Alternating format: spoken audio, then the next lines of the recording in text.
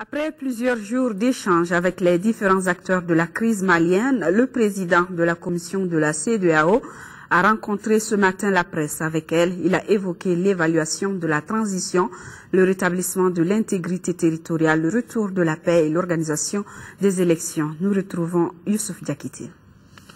À travers cette conférence de presse, le président de la commission de la CEDEAO fait le bilan de sa mission au Mali. Avec les journalistes, Kadri Désiré Ouedraogo a évoqué les questions liées à la sécurisation totale du pays, à la transformation de la MISMA en mission de stabilisation des Nations Unies et à l'organisation d'élections libres. Il y aura en juillet les élections présidentielles d'abord et les élections législatives suivront après. Nous avons eu des informations sur les différentes mesures qui sont prises ou en train d'être prises pour faire en sorte que tout soit prêt pour des élections apaisées, même s'il subsistait quelques difficultés, quelques obstacles à franchir.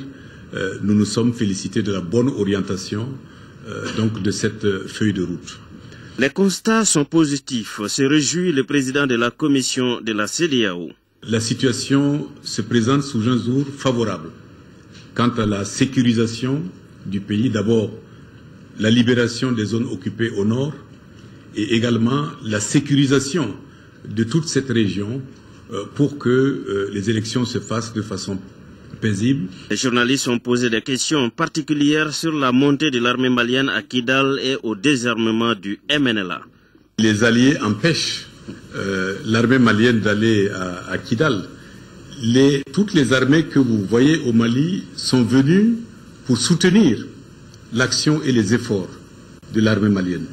Toutes ces forces qui sont là ont un même objectif, rétablir l'intégrité territoriale et la souveraineté du Mali sur l'ensemble du territoire national.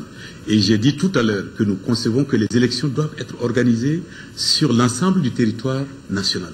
On ne peut pas organiser des élections dans une situation où une partie du territoire est occupée par des groupes armés. Cela est inacceptable du point de vue de la CEDEAO et c'est la raison pour laquelle nous avons renouvelé l'appel de la CEDEAO qui est de permettre par tous les moyens le déploiement de l'armée malienne sur toute l'étendue du territoire.